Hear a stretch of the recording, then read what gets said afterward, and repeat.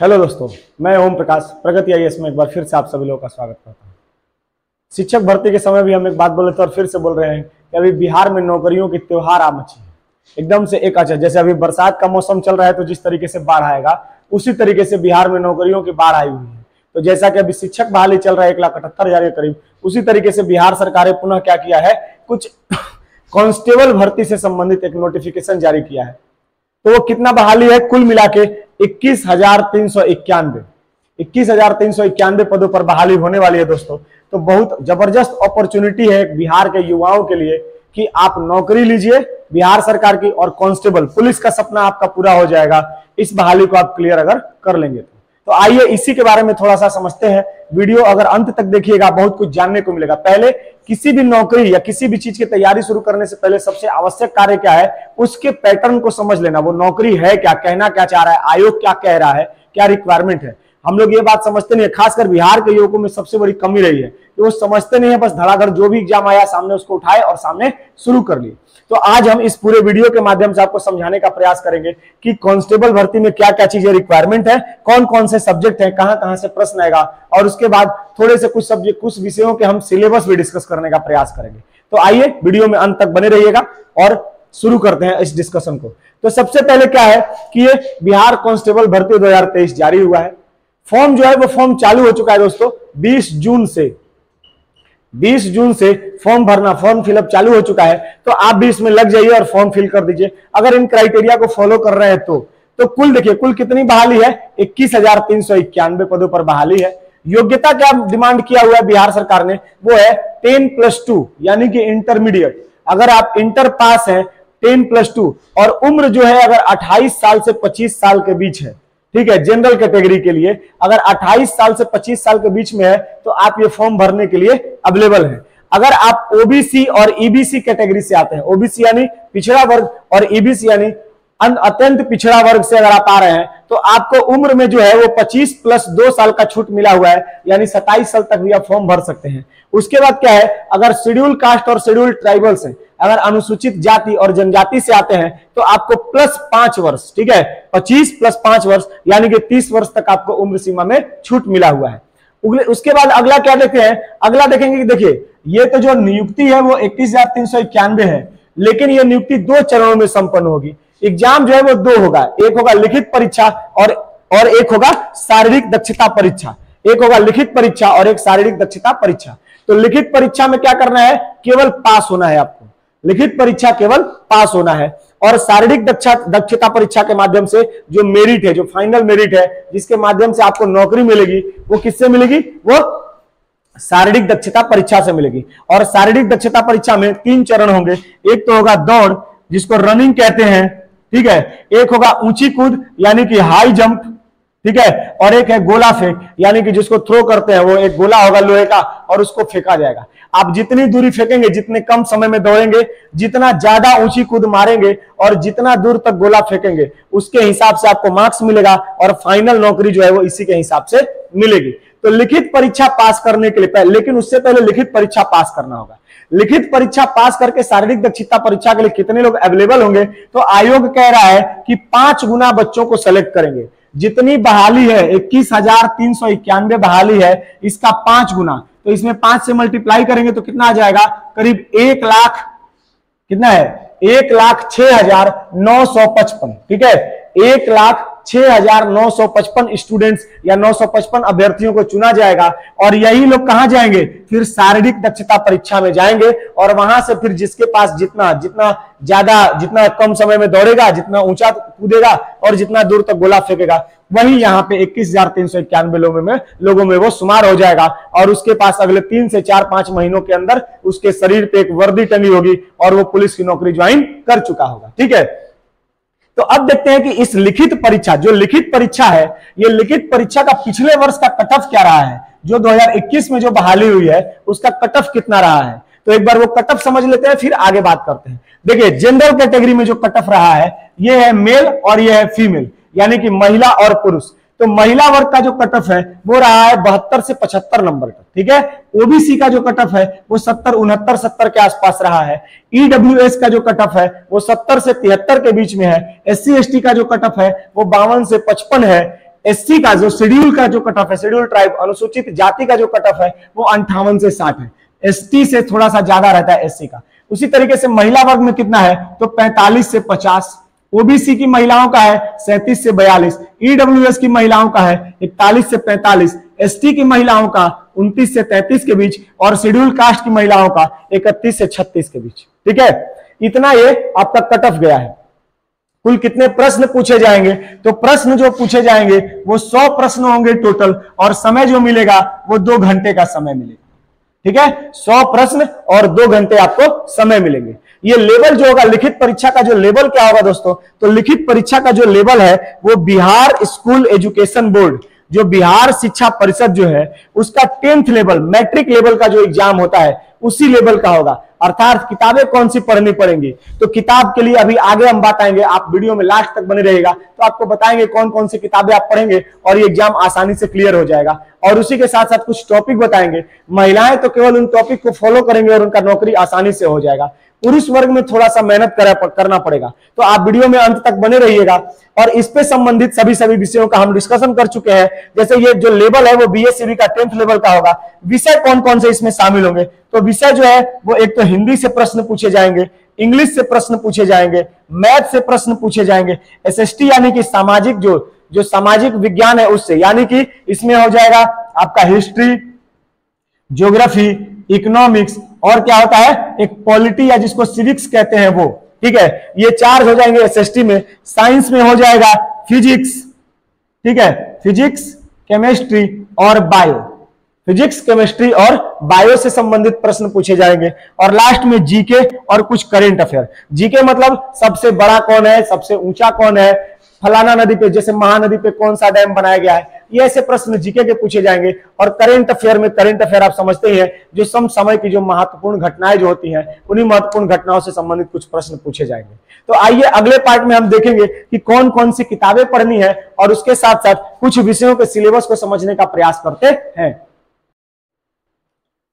तो आइए अब देखते हैं कि जैसा वादा किए थे कि आपको लास्ट में अंत तक बने रहेगा, आपको कुछ किताबों के बारे में और किसी एक सब्जेक्ट के कुछ प्रमुख टॉपिक्स के बारे में बता देंगे, ताकि देखिए आपको ये जानना आवश्यक नहीं है कि कितना पढ़ना है, क्या पढ़ना है। इतना अगर पता चल जाएगा, टॉपिक पता चल जाए कि किस किस टॉपिक से प्रश्न आ रहे हैं, तो आप घर बैठे और कुछ किताबों के बारे में पता चल जाए तो भी आप स्वयं से तैयारी कर सकते हैं। अगर नहीं कर पाएंगे तो इसमें प्रगति आईएएस भी आप लोग का मदद करेगा।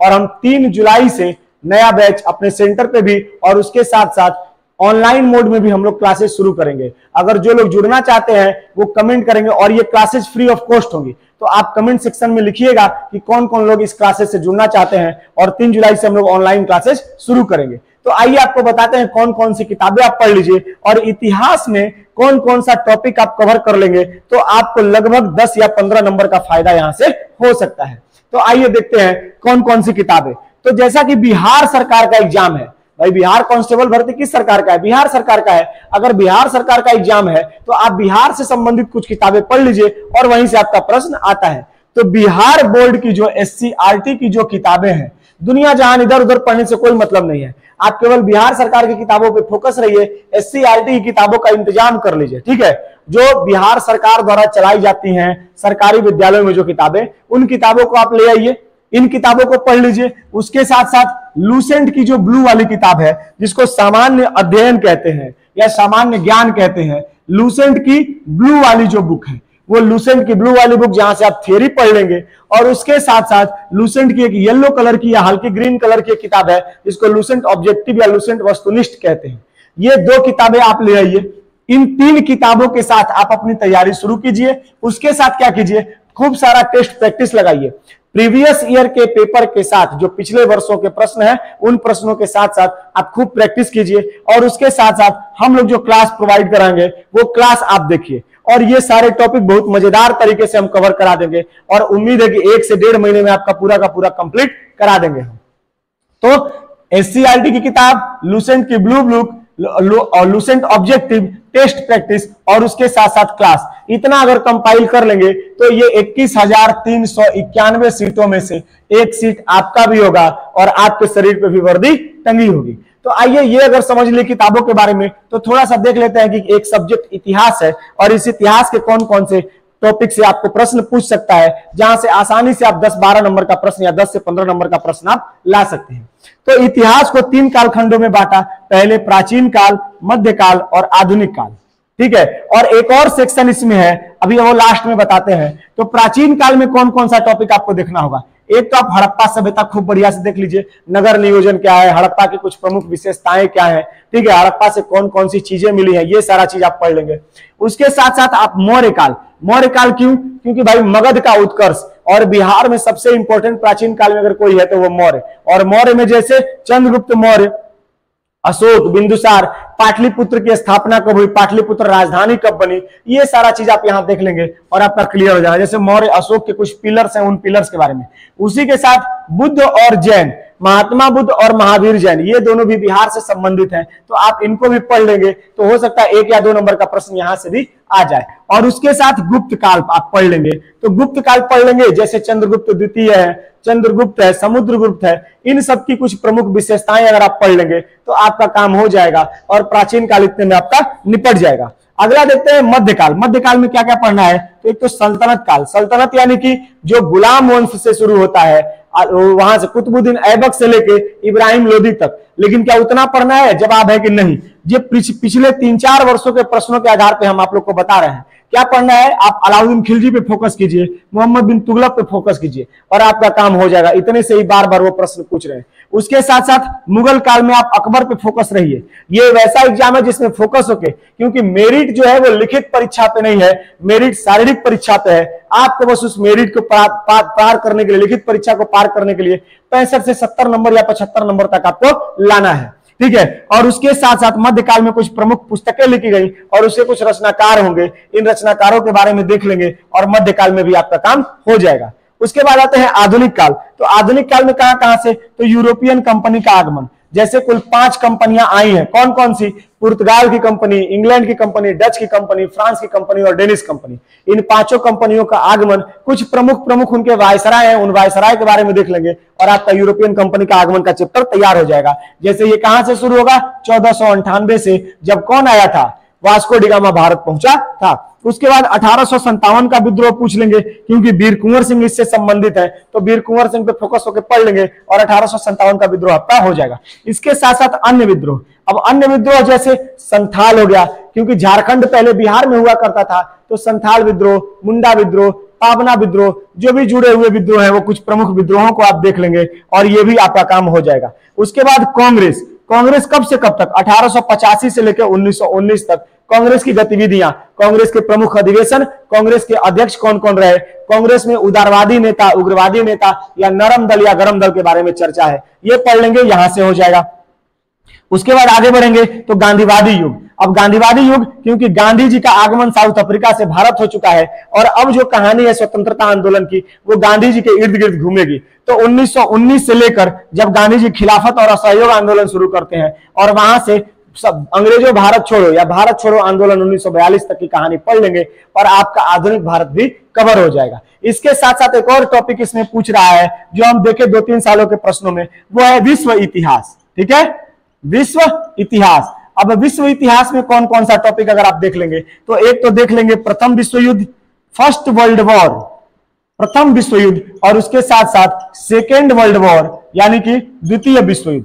अब फर्स्ट वर्ल्ड वॉर के समय लीग ऑफ नेशंस का गठन हुआ था, लीग ऑफ नेशंस।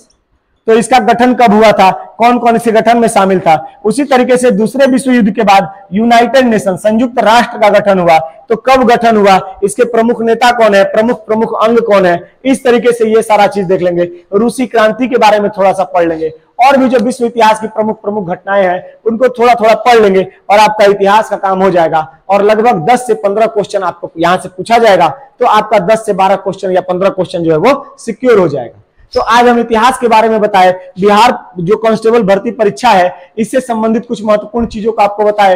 हो सकता है आपके लिए ये जानकारी बहुत लाभदायक सिद्ध हो और इस आधार पर आप अपने तैयारी को धार देना शुरू कीजिए। हम भी आपके इस प्रयास में जुड़ेंगे, आपके इस यात्रा में हम भी जुड़ेंगे। 3 जुलाई से कोर्स शुरू कर रहे हैं। आप लोग अगर जुड़ना चाहते हैं, फ्री ऑफ कॉस्ट है, कोई कोई पैसा नहीं लगेगा। आप अगर जुड़ना चाहते हैं तो आप कमेंट सेक्शन में बताइएगा। अगर वीडियो अच्छा लगा हो तो लाइक जरूर कीजिएगा, शेयर कीजिएगा, क्योंकि बहुत सारे ऐसे बच्चे हैं जो गांव में रह रहे हैं, जो शहर में नहीं है, गांव में रह रहे हैं, वो भी तैयारी कर रहे हैं। वो दौड़ने में तो बहुत अच्छा है, लेकिन वो पढ़ाई में थोड़े से पिछड़ जाते हैं। तो आप उन तक इस वीडियो को पहुंचाइए और एक क्रांति है, उस क्रांति में आप सहयोगी बनिए और सभी लोगों के पास ये अफोर्डेबल शिक्षा पहुंचाने का प्रयास है, फ्री ऑफ कॉस्ट और जबरदस्त कंटेंट के साथ। तो अगर वीडियो पसंद आया हो तो लाइक कीजिएगा, इसको ज्यादा से ज्यादा शेयर कीजिएगा, कमेंट कीजिएगा और सब्सक्राइब जरूर कीजिएगा चैनल को। जितना सब्सक्राइब करेंगे उतना हम लोग भी आगे बढ़ेंगे और मोटिवेशन मिलेगा और अच्छा अच्छा वीडियो लेके आने के लिए। तो यहां तक सुनने के लिए आप लोग का बहुत बहुत धन्यवाद।